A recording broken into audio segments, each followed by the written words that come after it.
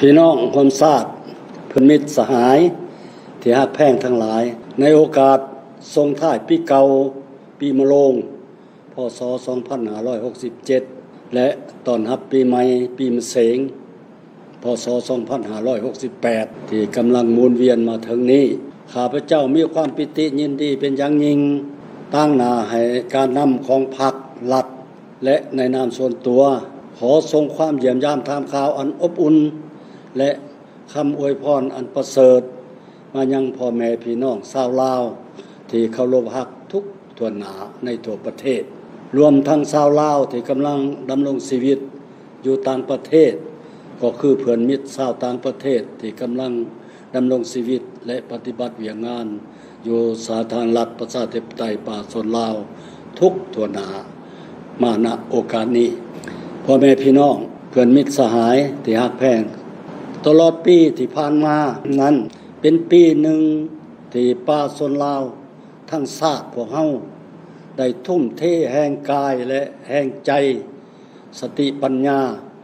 สามัคคีเป็นจิตหนึ่งใจเดียวร่วมกับพรรครัฐทุกๆขัน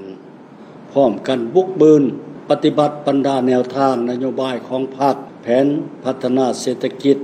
สังคมของรัฐวางออก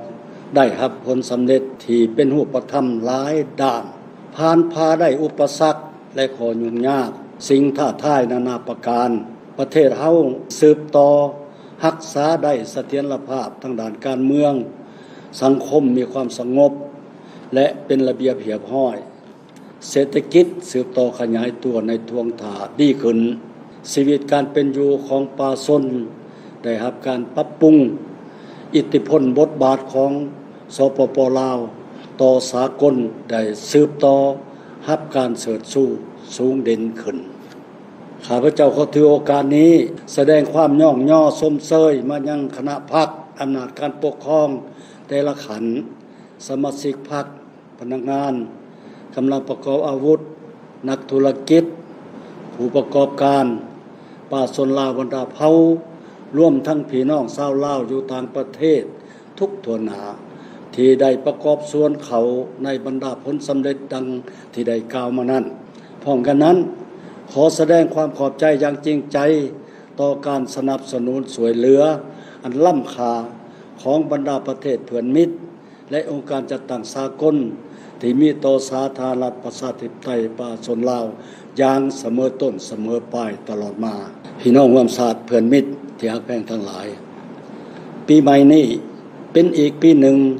ที่สภาพการของโลกและภาคพื้นยังสืบต่อมีความสับสน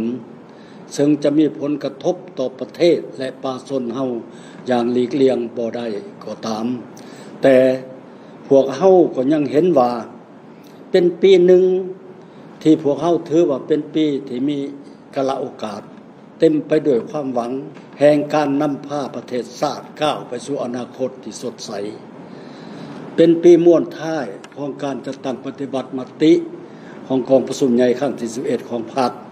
และแผนพัฒนาเศรษฐกิจสังคมแห่งชาติ5 ปีครั้งที่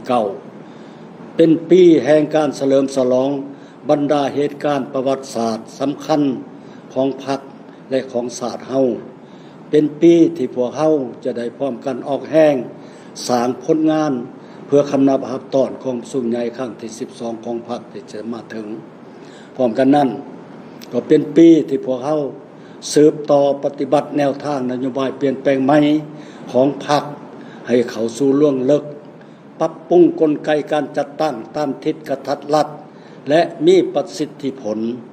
ปฏิบัติหลายกลไกนโยบายและมาตรการเพื่อแก้ไขปัญหาความยุ่งยากทางด้านเศรษฐกิจการเงินของประเทศสืบต่อยู่แห้งการสร้างเศรษฐกิจเอกราชเป็นเจ้าตนเองโดยสมทบถ่าแห้งบ่มซ่อนภายในกับกำลังแห้งของยุคสมัยเพื่อสร้างพื้นฐานอันนักแน่นให้แก่การพัฒนาอย่างแข็งแรงตามทิศสีเขียวและยืนยงในสู่ปีต่อไปพ่อแม่พี่น้องเพื่อนมิตรที่ฮักแพงทั้งหลายอีกเทื่อหนึ่งข้าพเจ้าขอถือโอกาสอันเป็นสิริมงคลนี้ทรงคำอวยพรไสอันประเสริฐ มายังพ่อแม่พี่น้องชาวลาวในทั่วประเทศตลอดถึงพี่น้องคนเชื้อสายลาวที่อาศัยอยู่ต่างประเทศก็คือชาวต่างประเทศที่ดำรงชีวิตและปฏิบัติหน้าที่อยู่สปป.ลาวจงมีสุขภาพเข้มแข็งมีความอยู่เย็นเป็นสุขมีผลสำเร็จในหน้าที่เวียงงานปราศจากโรคภัยไข้เจ็บและจงพร้อมกันฉลองปีใหม่ลาวด้วยความเบิกบานม่วนซื่นมีโศกมีไส้และสงบปลอดภัยทุกประการเทินสบายดีปีใหม่ขอขอบใจ